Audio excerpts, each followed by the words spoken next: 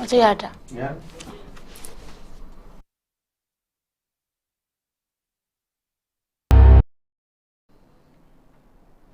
ꯈꯨꯔꯨꯝꯖꯔꯤ nourish window ꯃꯤꯠꯌꯦꯡ ꯇꯥꯕꯤꯔꯤꯕ ꯄꯨꯝꯅꯃꯛꯄꯨ ꯑꯍꯥꯟꯕ ꯃꯛꯇꯗ ꯑꯍꯣꯡ ꯁꯪꯕꯝ ꯂꯤꯔꯤꯜꯅ ꯇꯔꯥꯝ ꯅꯣꯛꯆꯔꯤ ꯉꯁꯤ ꯑꯩꯈꯣꯏꯒꯤ ꯉꯁꯤꯒꯤ ꯃꯔꯨꯑꯣꯏꯕ ꯏ ꯄꯥꯎꯁꯤꯡ ꯈꯟꯅ ꯅꯩꯅꯕꯒꯤꯗꯃꯛꯇ ꯑꯩꯈꯣꯏꯒꯤ ꯁ꯭ꯇꯨꯗꯤꯑꯣꯗ ꯂꯦꯡꯁꯤꯟꯗꯨꯅ ꯂꯩꯕꯤꯔꯤꯕ ꯑꯩꯈꯣꯏꯒꯤ ꯑꯦꯛꯁꯄꯔꯠ ꯄꯦꯅꯦꯂꯤꯁ ꯑꯁꯤ ꯃꯤꯌꯥꯝꯗ ꯑꯃꯨꯛꯇꯪ ꯁꯛ ꯇꯥꯛꯆꯒꯦ ꯃꯤꯡ ꯑꯣꯏꯅ ꯄꯟꯖꯕꯗ ꯑꯣꯖꯥ ꯀꯤꯔꯟ ꯌꯦꯟꯗ꯭ꯔꯦꯝꯕꯝ ꯁꯣꯁꯤꯌꯦꯜ ꯑꯦꯛꯇꯤꯚꯤꯁꯠ ꯑꯣꯖꯥꯕꯨ ꯑꯍꯥꯟꯕ ꯃꯛꯇꯗ ꯇꯔꯥꯝ ꯅꯣꯛꯆꯔꯤ 어자 ngasi제 hokkaje tabaga maram oina ngasigi ayamba chefong amta fongnakidre oja sida ojada lakchani base oja hokkar singna sida lawriba khoigi khoina tawriba thodang amadi mokhoida thengnariba awaba sida ojagi oiba kamaina thambini tasengna hokkar sing lawriba thodang ji yam chawre khoina wahaina haibada mokhoi thagatpada loiba nairoi khoi manipur gi e pau phongiba khoigi maruina print media singi haitare yanglen saruni hana lawbi yai raga tasengna haibata gadi hokkar sing si yamna hojik matamgi afaba gari tong kanda khoi khabar distribute tawba chatpa ude gari machara khak chatpa ure hoi amani khakati gari chau chapu ya amana cycle da chatpa khongna chatpa smai troga yamba khoi gi manipur si pikpa jaga amu oibine mokhoina thungba jaga se khoi admaina tawi adana tasengna mokhoina taseng nongju nongja marakta khoi gi nongmagi fongiba paw mayam singse khoi electronic media gi de khoi mobile da de khoi ni channel singda adam yengaga taba phange aduga hojik print oina lei fongiba media singsi khoi mayam sina khoi paningba yuk yahorakpada adagi nungdo evening gi matamda fongiba paper mayam si nungda waram kitang thengjelakpada khoi khabar fongrabra hena khoi hojikti yamna praja singna thoiba day to day crisis mayam singsi gi update singsi khangningbana maram orakanda tasengna hokkar sing ngaibada yam wana ngainaba pot amu oi even ngase ayu khoina ngasai hogalakpa matamda ngase ayu news analysis ki post lei haiba khanga su koina hokkar days ne haibse ngarang leibna khabar phong matamda khabar udum matamda yam nungaitaba aduga khoi tasengna haragadi iwat wat padongna ꯄꯨꯟꯁꯤꯒꯤ ꯑꯗꯨꯒꯨꯝꯕ ꯇꯥꯡꯀꯛ ꯑꯃꯗ ꯌꯥꯝꯅ ꯋꯥꯠꯄ ꯄꯣꯠ ꯇꯧꯅ ꯑꯗꯨꯝ ꯑꯩꯈꯣꯏꯅ ꯈꯟꯕ ꯑꯩꯈꯣꯏ ꯄꯣꯍꯟꯕ ꯑꯗꯨꯃꯥꯏꯅ ꯐꯥꯎꯏ ꯃꯁꯤꯒꯤꯁꯤꯡꯁꯤ ꯑꯩꯈꯣꯏ ꯇꯁꯦꯡꯅ ꯍꯥꯏꯔꯒꯗꯤ ꯍꯣꯀꯔꯁꯤꯡꯅ ꯇꯁꯦꯡꯅ ꯈꯕꯔꯒꯁꯤ ꯁꯨꯝ ꯅꯤꯅꯤ ꯍꯨꯝꯅꯤ ꯌꯦꯟꯕꯁꯤ ꯂꯦꯞꯈꯤꯕ ꯐꯤꯕꯝꯗ ꯂꯥꯛꯇꯥꯔꯒꯗꯤ ꯇꯁꯦꯡꯅ ꯍꯥꯏꯔꯒꯗꯤ ꯌꯥꯝꯅ ꯃꯅꯤꯡꯍꯟꯕ ꯈꯨꯟꯅꯥꯏ ꯑꯃ ꯑꯗꯨꯒ ꯑꯩꯈꯣꯏ ꯌꯥꯝꯅ ꯄꯥꯎꯁꯤꯡꯁꯤ ꯅꯣꯡꯃ ꯀꯔꯤ ꯊꯣꯛꯏ ꯑꯩꯈꯣꯏꯒꯤ ꯏ ꯄꯥꯎꯁꯤꯡꯁꯤ ꯈꯪꯗꯗꯅ ꯑꯩꯈꯣꯏ ꯄ꯭ꯔꯖꯥꯁꯤꯡꯁꯤ ꯑꯃꯝꯕ ꯁꯪꯁꯥꯔ ꯑꯃꯗ ꯂꯩꯒꯗꯕ ꯃꯁꯛ ꯑꯃ ꯃꯆꯠ ꯑꯃ ꯁꯣꯏꯗꯃꯛꯀꯤ ꯍꯣꯀꯔꯁꯤꯡ ꯑꯁꯤꯅ ꯇꯁꯦꯡꯅ ꯃꯈꯣꯏꯒꯤ ꯂꯧꯔꯤꯕ ꯊꯧꯗꯥꯡ ꯔꯦꯁꯄꯣꯟꯁꯤꯕꯤꯂꯤꯇꯤꯁꯤꯡꯁꯤ ꯂꯧꯔꯛꯇꯕ ꯇꯥꯔꯒꯗꯤ ꯁꯣꯏꯗꯅꯒꯤ ꯑꯁꯨꯝꯅ ꯀꯩꯅꯣ ꯇꯧꯒꯅꯤꯅ ꯑꯩ ꯊꯝꯖꯒꯦ ꯅꯨꯡꯉꯥꯏꯖꯩ ꯑꯣꯖꯥ ꯑꯩꯈꯣꯏꯒꯤ ꯃꯊꯪꯗ ꯑꯩꯈꯣꯏ ꯂꯥꯛꯆꯅꯤꯡꯕꯁꯦ ꯉꯔꯥꯡꯁꯦ ꯑꯩꯈꯣꯏꯒꯤ ꯄꯤꯁꯤꯑꯦꯜꯒꯤ ꯔꯤꯄꯣꯔꯠꯇ ꯁꯨꯃꯥꯏꯅ ꯑꯩꯈꯣꯏꯒꯤ ꯔꯤꯄꯣꯔꯠꯁꯤꯗ ꯑꯩꯈꯣꯏꯒꯤ ꯃꯤꯆꯪ ꯃꯤꯈꯥꯏ ꯅꯥꯏ ꯍꯥꯏꯅ ꯐꯣꯡꯗꯣꯔꯛꯂꯤꯕꯁꯦ ꯑꯣꯖꯥ ꯃꯁꯤꯗ ꯑꯩꯈꯣꯏꯒꯤ ꯅꯍꯥꯟ ꯃꯃꯥꯡꯒꯤ ꯇꯥꯡ 10ꯒꯤ ꯑꯩꯈꯣꯏꯒꯤ ꯄ꯭ꯔꯦꯁ ꯀ꯭ꯂꯕ ꯑꯣꯐ ꯏꯟꯗꯤꯌꯥꯒꯤ ꯑꯩꯈꯣꯏꯒꯤ ꯀꯩꯅꯣ ꯏꯟꯗꯤꯄꯦꯟꯗꯦꯟꯁ ꯄꯤꯄꯜ ꯇ꯭ꯔꯤꯕꯨꯅꯦꯜ ꯑꯣꯟ ꯗ ꯑꯣꯟꯒꯣꯌꯤꯡ ꯏꯊꯅꯤꯛ ꯀꯟꯐ꯭ꯂꯤꯛ ꯏꯟ ꯃꯅꯤꯄꯨꯔ ꯍꯥꯏꯔꯤꯕ ꯁꯤꯒꯤꯗ ꯐꯣꯡꯗꯣꯛꯈꯤꯕ ꯆꯦꯞꯇꯔ ꯅꯝꯕꯔ 1 ꯄꯦꯔꯥ 3ꯒꯤ ꯔꯤꯄꯣꯔꯠꯁꯤꯗ यावरीबा ओजा सी कितंग ओजागे बा वाफम तंग थंबी अखोन मसे चैप्टर वाइज होइना पेरा होइना नत्रग जु मसी 694 पान ब पेज ने मसे अखोन हान अतोप चैनल अमसे खो याम कुपना खनने नखी अदु खोना खनने नगर मतुंग दे इवन ने खोगी एमपी गे गनलेशन बसना जावबगी याम साउ मै होना पार्लियामेंट साउग्रे कान हैबा वन साइडेड कनो ने हाई मथक तै खोई तोवान तोवान ब खोगी आई बसिंग न सुंगसी तोवान तोवान फोंगदोंनरी इवन सीनियर सिटीजन के साइड के अममगी नाकन खुदिंग मक्तगी मसी वन मेजॉरिटी ग्रुप ने ना हाई बा होजिक तसेम के मेजॉरिटी ओशलत्रबा मिटे मिटे फ्रूप ता हाई तारे पार्टिकुलरली टारगेट तरोकान दा हाई तारे को खोगी एडिटर गिल्ड्स ऑफ इंडिया अमदी people's union for civil liberties PUCL एना कोन कंगरी पोचे मसिना अतमदना तसेंगना कन्फ्लिक्ट सिगी पोची वरोशिंग प्रोक्तनाबा अदुगा तसेंगना हाई तारगदी मसिगी सेलेक्टिव नरेटिव्स हाई तारे खर खंगतला कांदा खोगी गैप से हेन वाइडन होइनाबा पीस प्रोक यादनबा तबो पोसक अमनेदी यामना मयेक सेंगे नै लोबो ताबनी मरमदि अखोइना तसेंगना हुजिक अखोइ सिगी नरेटिव से मसि कोइ मसि कैनोने are a curse not a cure na khoigi article sing de khoi yawi such narratives are cursed not a cure because trust between communities is already in fragile the like rabo poni na madugi pot ne aduna hujik che masi kari gi torokono hai kanda kuki community sing na hek nga sagi victim card ki kaino hai tare magi sanari ba victim card torga sanari ba magi kaino me am sing che union government na central government na loin tam tam thingjelak ba makoi watching tarak ta hai tare makoi che betray tawre habagi pot am makoi lawro kanda makoi na tali ba separate administration je masi deny tawre betray tawre adana si phang ba ya bagi phibam dal suplai leitre habdo khangpodagi hai tare मखोइना PUCL से medium to blame the failures of state and center hai tare manipur violence gi madu gi potu tawna ba haina madu thamak ne lawe masi one sided report ne habje koi han mamang thamme hoji mayam du thamdari akangai mayam amna ko madu masi gi posida kaino da ngasai gi ground reality sing se examine amata tawdana hai tare madu gi magi structural and external factors sing se masi examine tawdan tawbuni allow state chi magi responsibility mapung phana pangthok ngamjadraba pot amane hana state government ji any matam gi haib tare ko masi tahanna ba tawbune lawi anna masi gi se falsely ngasai judicial authorities sing gi lari ba magi kanglon sing hai tare ko Indian constitution na piri ba potu su madu gi wang mada haib tare madu gi pot amani makhona tawri se kaino da magi legal standing amata leita ba haib tare leiroi do ba aduga ngasai gi masi gi legal standing du ngasai gi kaino na constitution Indiana ngasai reserve se creation of tribunal se should be the state function under article 323A and 323B hena yaroga lebne bra exclusively for parliament or state legislature gi power da hai tare madu gi pot me am da loina mak kala kana tawbuni na masi gi PU shall have no binding authority cannot enforce judgment and often prioritize advocacy over risking misinformation and disinformation by mimicking officials judicial process hai tare sumaina tentak na koi kanoni I ba pot amada naurem mohenna 24 August 2025 ta update tropa why do ECI and PUCL peddles lies about Manipur crisis and title of I da mai thengne ba mas yam chumbo wafum ne lawe maram di ada sigi pot sida amuksu ekoi gi thokriba crisis sigi matang da ekoi union home minister na madudsu kaino da amuksu misunderstanding amakak madu mayam da Manipur High Court ki April 19 2023 da scheduled tribe status se Manipur gi oina madu gi mete community ki tana hona da masi gi kaino se spark to ki ne haiba pot si masi yam aran pot am nai di lojai ko aduna masi da koi masum ba thon gi report mayam sing da koi only maitai na horaga maitai sine yam ta hingjayam ta matam thibadona wona ba honor ise yam laibak thibani maram di masi gi narratives mayam sing se mamang de koi gi ancham kaino na all tribal student union Manipur na organized to give 3 May 2020 to give report so a tribal solidarity march kana hill chingi district sing na chaki report me am da so sampu gi relay the violence to ondoro ki bane then adugi poto da madugi agenda manung da kari leibano hidden agenda me am loi khangra nga tane adudi court ki adumba ST ki kaino da restore to na ba ST phangna ba to poto da blame to ko poto da ngasai gi yamna arana pot ma yaure haiba potu ne ba adu tagade ai koina swaida ai koi adugumba so sampur thoki irang mayam koin to gi mayam dugi matang da makoina torbung bangla da or any jaga so sampu gi da koi to busing du kari gi hapta bono haiba potu ne are moi gi si kaino du da yam nongning ba sing mayam am yauri ko sigi pot sing je one sided report ne haibdum di yam chumu wafam ne aduga sigi pot si da koi gi kaino se koi so sampurda leiba maitai mayam sidi ningthi jana halan gi bai mong da makoina madugi kaino manung da ibam su yauri adugi mathak ta koi maitai na valley da leiba koi gi valley gi area da leram ba mayam sing se ata tan gi ba phura chairaga halaga makoi gi mathak ta balance mayam chathraga to wai mong da sum yawi aduna shumba yamna bias soiba one sided over potsina masigi fact finding report ne na koi gi September 23 daga puthoki ba koi gi EC editor guild som India na puthoki ba rege ngarang na ni koi gi hojiki puthora iba pot koi gi PUCL gi puthora iba pot se sigi pot se de koi ta seng na haga di masi khana da su ya ba pot ne lawe maram di masigi pot se di akoi makhoi du di ngasai gi makhoi gi tongan ba mayam ama social media da adagi atop country da chelaga natraga atop even United Nations da bu yoraga moi submission mayam torko pot mayam fellow chelak ne aro sidai se yam nokning ba pot se another akoi 224 page pan ba pot amakak koki NP Manipur na 1 August 2025 da akoi President Draupadi Murmu da tha ba chem ga yaw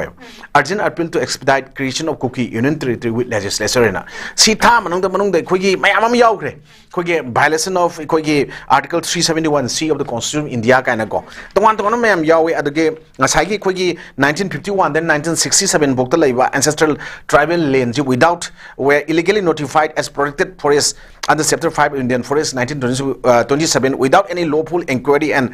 kind of the process ta we can haiba tongan mayam yaure ko adagi masigi pot mayam si yaw da ngasai gi koi gi tribal rights sing je violate under section 150 of the Manipur Land Revenue and Land Reform in 1960 da aduna kind of the masigi ꯄꯤꯔꯛꯏꯕ charges ꯃꯌꯥꯝꯁꯤꯡꯁꯦ ꯃꯁꯤꯒꯤ ꯇꯧꯔꯤꯕ ꯀꯨꯀꯤ ꯏꯟꯄꯤꯅ ꯂꯥꯟꯅ ꯑꯃꯨꯛꯁꯨ ꯇꯧꯔꯤꯕ ꯄꯣꯠ ꯃꯌꯥꯝꯁꯤꯡꯁꯤꯒꯤ ꯃꯊꯛꯇ ꯑꯩꯈꯣꯏꯒꯤ ꯃꯁꯤ ꯁꯄꯣꯔꯠ ꯇꯧꯕ ꯑꯣꯏꯅ ꯁꯦꯝꯗꯦꯁꯤꯗ ꯃꯈꯣꯏꯒ ꯌꯥꯝ ꯅꯛꯅꯅ ꯆꯠꯄꯀꯣ ꯀꯨꯀꯤꯁꯤꯡꯁꯤ ꯍꯥꯟꯅ ꯑꯩꯈꯣꯏ ꯇꯁꯦꯡꯅ ꯃꯣꯏ ꯀꯨꯀꯤ ꯁ꯭ꯇꯦꯠ ꯗꯤꯃꯥꯟ ꯀꯃꯤꯇꯤ ꯁꯦꯝꯃꯝꯃꯦ ꯑꯗꯒꯤ ꯑꯇꯣꯞ ꯑꯇꯣꯞꯄ ꯑꯣꯇꯣꯅꯣꯃꯁ ꯗꯤꯁꯇ꯭ꯔꯤꯛ ꯀꯥꯎꯟꯁꯤꯜꯒꯤ ꯄꯣꯠꯇ ꯄꯤꯒꯗꯕ ꯁꯦꯝꯃꯝꯃꯦ ꯃꯈꯣꯏꯒꯤꯁꯨ ꯖꯁ ꯂꯥꯏꯛ ꯗꯦꯠ ꯅꯥꯒꯥꯒꯤ ꯑꯝꯕ꯭ꯔꯦꯂꯥ ꯇꯨꯞꯄ ꯀꯥꯟꯗ ꯐꯣꯔ ꯕꯥꯔꯒꯦꯅꯤꯡ ꯕꯦꯇꯔ ꯄꯣꯂꯤꯇꯤꯀꯦल ꯄꯥꯋꯔ ꯍꯥꯏꯇꯥꯔꯦ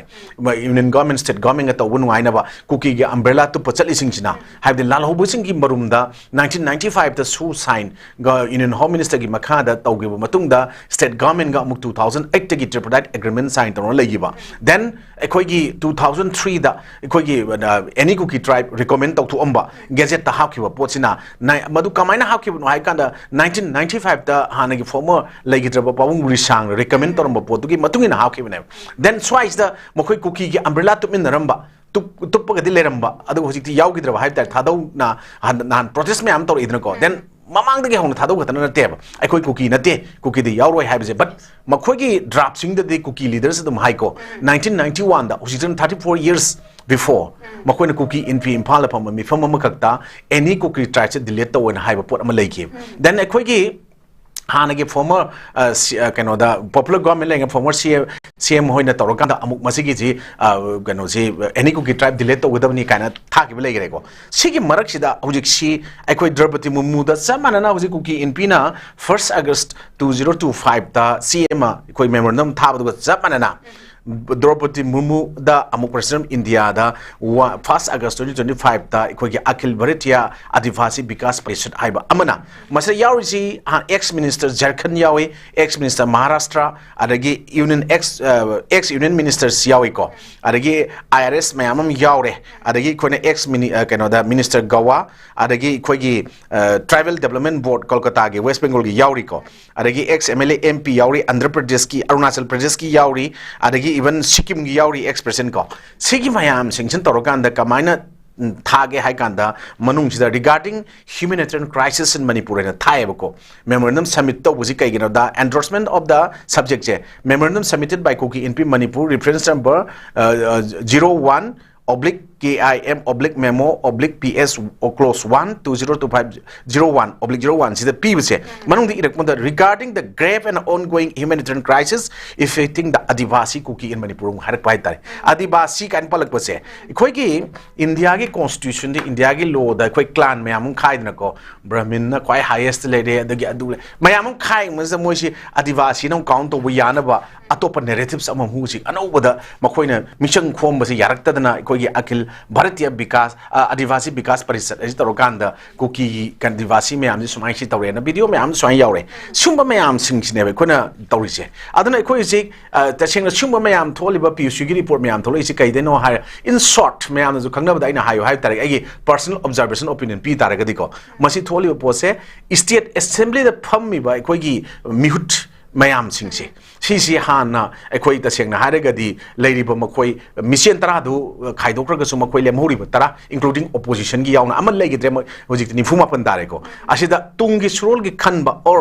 ngakthokna ngamna hotnaba mioi manga trokpokpoda yaudrabra haibadugui pot amakak ngasi question makak lai haidi ekhoi leibak si madu yaudragadi madu ngakthokpa yaroi doni ko adana ngasai mapan gi dagi changchalakpa mayam singsina ta sengna haragadi mapu sariba minai mayam sina ekhoi si usilalaktabada makhoi gi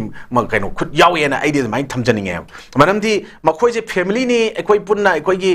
kaino sida work tong minai ni Manipur state ki haide dum haiba ekhoi family ne na political party amagi institution ngen targa tong an jo family lagana makhoi je ekhoi proof si lekha hanaba sinbada makhoi yaude haningai leroi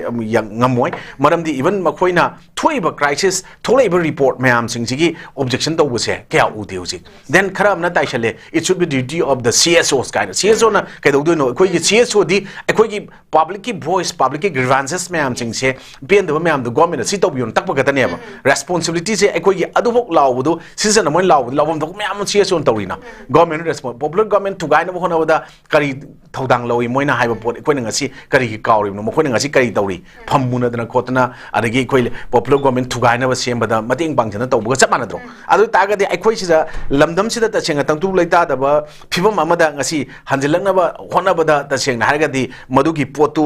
Keck hanjalaktriba fawba ekoi NPP na lengak semba yaroi kana ngarang ekoi NPP ki kano ge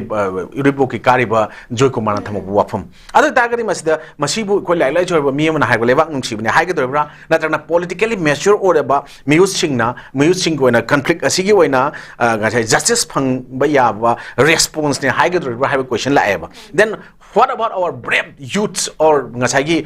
village volunteers me amamna makutta wo kulai paraga hokhi me am sidi tasengna adum masa gi atatai oiba victim ohela doibra haiba question am la aduna swaida ekoi gi MP leise masana zawna sengthok ya pasa wafam mo yawi aina nungai jab haib tare ekoi maduda pen ba faw haib tare kai no hai kanda ekoi kulai पायरगा इसारा defend तौजनब होनबदा security forces मैम लेबन तौरक्तबदुदा एकोई सुमाइना मी हाट प युम मै थाबा केगा तौरक मैम दो मदु तौगिबु वानी हुजि एकोइदी आरामबाई टेंगोल तौगिबु मैम दुसु मोय लाइक लाइचंग लेजनम पोनी मखोइदा माइन तौरकनी खालु पोनते अदु मखोइदी गवर्नरना चे थो कांदा से पिखल वाइ मदम याम दुना खुलाइ मैम पिखख्रे अदि मखा ताबा मैम ngasi फार खुलाइ सिंग मखोइना लूटेड आर्म्स वेपन्स हाइबा मैम को किना ब्लेम तौदो लेरमरोइन खलै रै लेरमरोइन को अदु मैम थोले अदु तागदि हुजि ओपन ओइना मखोगी इवन हान लेंगाक यौमिन रंग फैमिली ने हारेगा ngसागी यान ब तुप अरगी मखोई यौसले हाइबसे परुलन हाउकी की वाफम ममदा जिरीदा मखोई तरु हाट के बदुल मन खुंबनी काना हाइबदु दे ngasi करिगुंबो एक्शन नम तलो खतगे देन हुजिक एखोइना याम नुंगाइ बसिंको अनि सिगी बैलेंस तौबदा एकोई कम्युनिटी मेटे ओरिबा सिंगा कुकी की तोरिबा मिहुत सिंग ngangbga ekoi ngangbga yam khenaba manba biswara amka ngasi torokpura haiba poche example am pijage ekoi gi hanagi former CM N Biren na ngasai gi audio tape leak amagi oibda chumila lali khangdaba chumban tra lamba dun nakalama ayeng mayam supreme court leba case ni ngasi jule yan tai madu ojeration oba swaida di tape to gi wari khara sanaba masak chu uba nataba chumila le nataba pota makhoi gi court unaga supreme court case tawchalaga Biren मत अचौब हेडेक मनपुर मैटे मैम मत अचौब माइद अमुब तैब तौरी स्वाइद पाउलिन हाउकिपना तसेंगना ओपन लमन खुमबने हाबदि मथक्ता एकोइना ngasi करिगिदमत अमत केस अमत फाइल तौब नत्रगा सुप्रीम कोर्ट न सुमोतो केस का लोखलगा माइ मथक्ता करिगि एक्शन लोखतगे देन एकोइना वांगांगबा एकोइ कॉन्स्टिट्यूशन पीरिबा आर्टिकल 19 क्लोज 1 सब क्लोज ए ना right to freedom of speech and expression पीरिबा पोसिदगी मखादा ngसाigi मी हाटप याय अदगी एकोइ लमन खुमबा याय कासि यावब्रा सेल्फ डिफेंस ता एकोइना ngakthok chanaba mi hatkiba natraga mi hane changbuda aina ngakthok soidana si khokibudri self defense ta kaju kaidena constitution adum leitaba nateba ko simba mayam singsi ekoi ngasai leisem sana jaun haibda yauki ado simba mayam singsi gi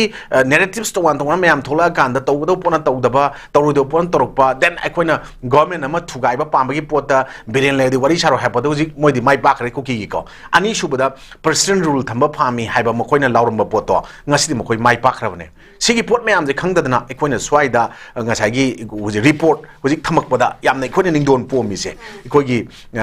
PUCL gi hype tareko People's Union for Civil Liberties ki tawraiba natraga Editors Guild of India taru pot mayam sida tumina sum lai thoga yengagadi aran ba khongthang aduga kanbanga moido pot amasu fragile oriba aduga peace program horokpada hena hamper oenba aduga hena thugai ba hype tareko aduga gaps hena widen oenba pot oigani masigi selective narratives da mase kona protest hodragadi matang jana ai thamjage sman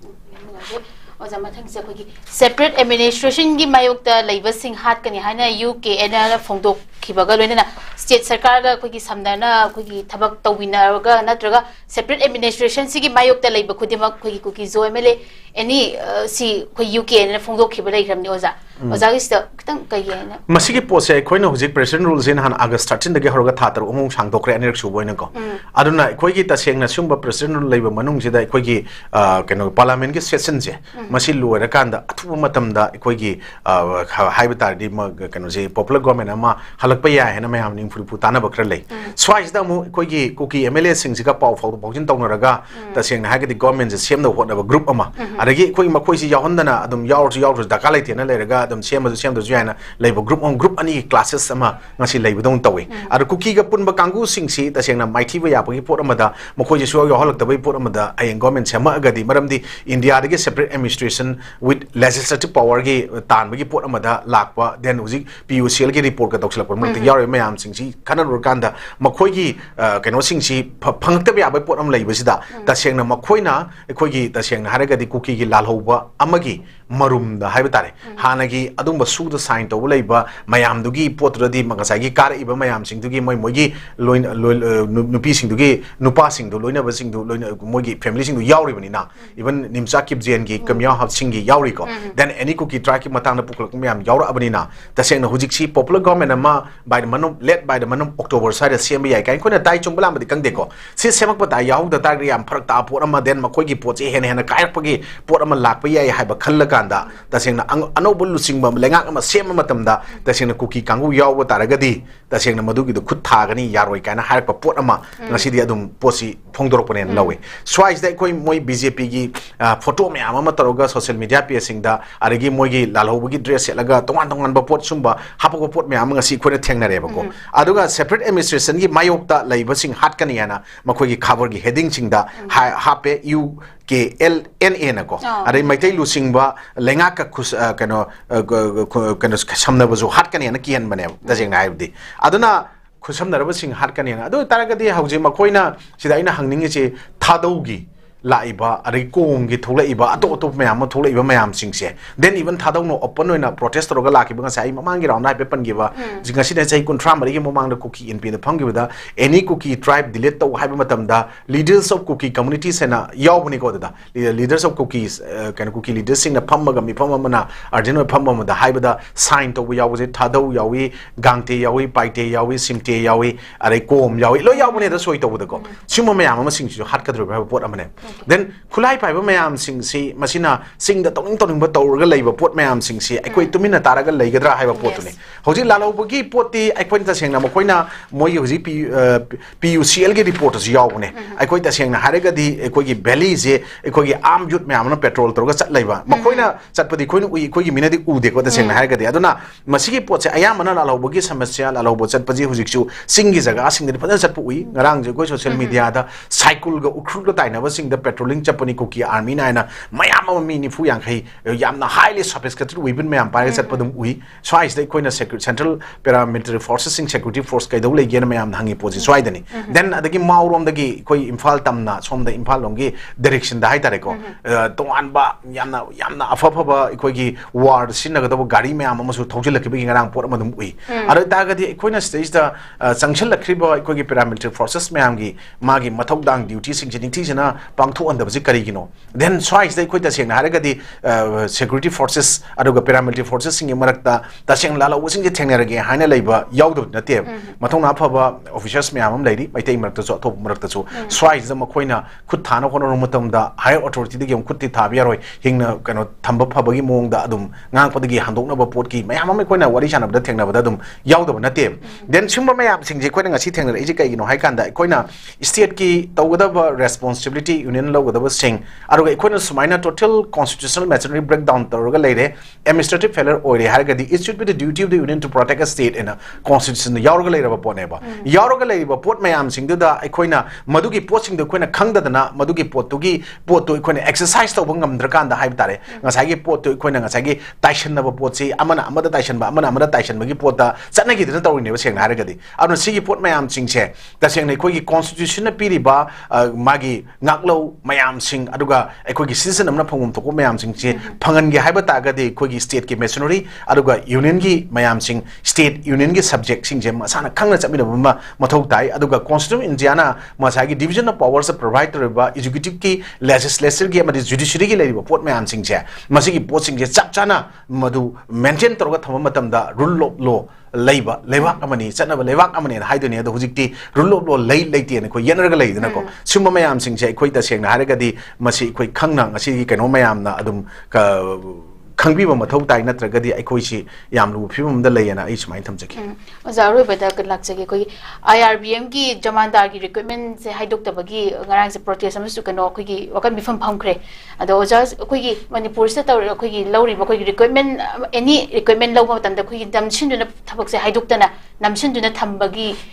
si lady se queen a chang duna lady basi ozai ho ke bi ka yen thamba ya ai di masigi haidok lei je thunam tang haido ga yengninge kai gin hai kan da ikoi swai da moral responsibility masa khangdra haija batare ta seng mayam ama elected mak ta yaw da banate aragi aso senfam mayam ama khomjal laga thabak opinion to gi mayam ama ji dum thengnari masi nuksi siktadi una leng de haibaduni leng haibia de haibadu ga chamana ba poni aduna chap chaba ikoi gi evidence puthuro proof puthuro haraga di leiba natraga su hai tare ko adum ngangnari potse dum chumba khra di yawra dabne ado madugi potu da ikoi hujik shi gi potsi haidok pangam dan leiri basi masi popular government ama hala kanda moina lokchali bi mayam sing adu handok tana ba tawno honari bra natraga na ikoi gi president rule lei basi ikoi gi article 356 constitution india na president rule lei ba governor ki makut loi lei ko jidi ko sigi pot governors rule so hain khangnei adu state ta adu masi gi pot se da manung jida ikoi haidok ki ba taraga di masi gi pot aseng reflection ma tholakani hoji protest tawnori mayam sing si hanana ikoi gi mihut mayam ama well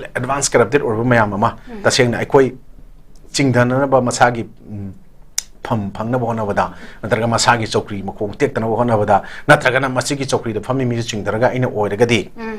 haina khanbana masing yamdana popular government ju kai re ko seng haragadi og semangam da lere adu sumba mayam marak sida madugi potu amtang thola hobu taragadi aruga tholok na hona bada ta seng haragadi candidate oriba mayam singduna tingriba paisa mayam do mang dana bai damak da haib tare ko ayam masigi pot se haidok na ba pressure tro poju mali aduna madugi potu ekoi di afaba pot amani haidok tona le post de haido haningi madugi paisa pi gi pi da bagi wanatana aduna thaine koi corruption si bot piriba misu lawriba misu animak punishment phangani kai koi anti corruption cell lai ki but house bok ning thina mathau to bude koi ta sengna ude adana anti corruption cell aduga bribe ki oba case me am se deal tawna basu yamna independent oba autonomous oba body amaka state na sembiraga thamba aduga madugi potu ek rule do marul do adu ordinance bill ona even assembly do pass to organ dai tare masi ki posit ta sengna further action lokar pe yana thamba taragadi koi manipur da bribe corruption loina na thabaki korokpa matam dai koi lo हिंखोल जोले ना खबर मपांग पाक चंद लगे तंग नरक पा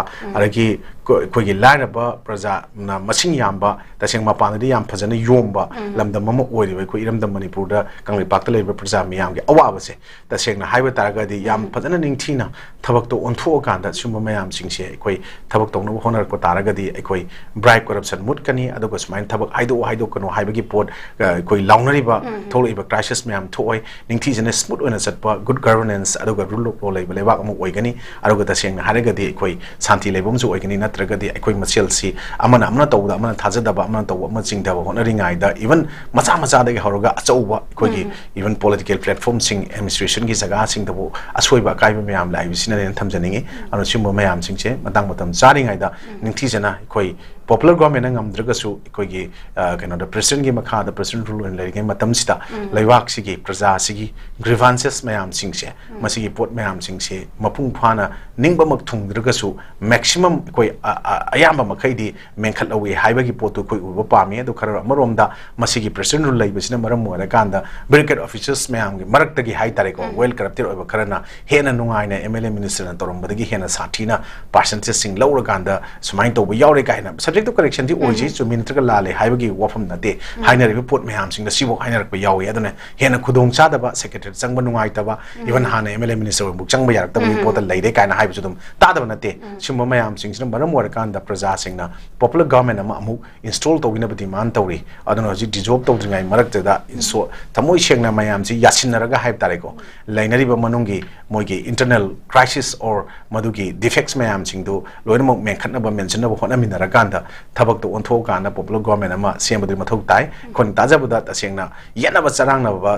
mayam leram budo ngasi di khara makai di manung da phare makoi punna chamina ba yaba gi pot amada mami ma ure haiba potuna oram buju ai ngasai koi gi kuki gi lalauba mana tasengna maitai gi adum ba keno sing government semakoda kaina mo koina hare iba samnara ma mantra ga taw tara gari ni yarom ba tara gari khut thagani hat kani kan ke lei potse sigi posna oi buju ai khali aduna koi gi for better manipur aduga koi peace porokna ba aduga koi lamdam sta rule of law laina bai damakta andak lak karigumba laibak fodana anobu popular game menama thuna semak ko taragadi makha tana प्रजा की sentiment अरुग people की voice अरु people की grievances ma'am सिंग people की loop holes ma'am सिंग उरिब सिंग से उबिरगा थबक सोयदन तौबिरउ अमन तौबिरकनी हाबा थाजबदो इस्माइन थबजा तेनजगे याम नुंगाइजे ओजा ओजाना ngasi achinba kaya kaithokpiduna akhoi gi North East Window gi studio da lengsion biduna akhoi gi ngasi gi thawram asibu saru yabibagi damakta amko swana thagatchari loina na North East Window na sandokchariba news analysis matang ase loishinjare meeting tapiki ba pumna mapu amko swana khurumjari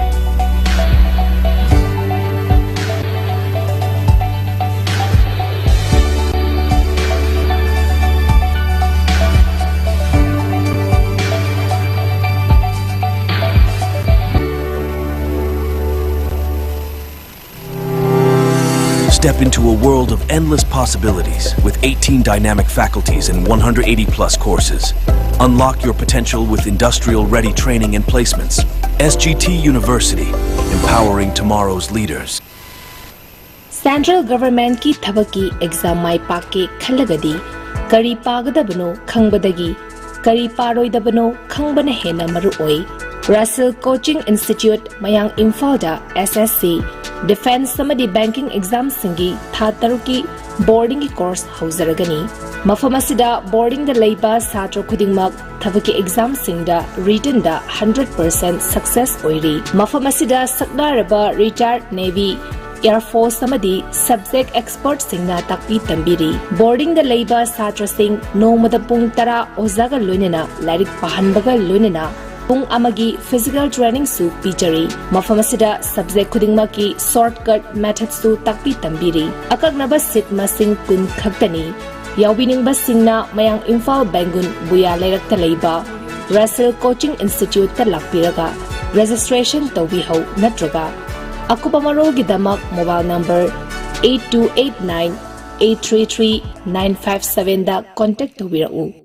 Hakchang phana thamge hairabadi iramda masimakta da leiba khwaidagi pharaba hospital singi manungda ama oiriba Babina Hospital leijari mafam asida thajaba yaraba amadi sel yamna changdana specialty kun henbada ana layeng bagi khudong chaba pizari pediatrics cardiology cosmetic surgery amadi specialty makal makha kayada aikhoi gi specialist singna marik chumna thawai hakchang yauna layeng jari aduna state wangmada amu kari gi chatlugani aikhoi gi manipur da su hogikti awang ba thaki healthcare fanglabada matam mangan biraganu sel hena tingan biraganu aikhoi gi specialist singdagi malem gi apaba thaki layeng patapta yumpham oiba service lobiu Babina Hospital where hope meets compassion akupamarol gi damak Babina Hospital Sajiwa Jail Road Khabai Soi Imphal East leng sinbirau natraga aikhoi gi phone number 6909390666 ta call tawbirau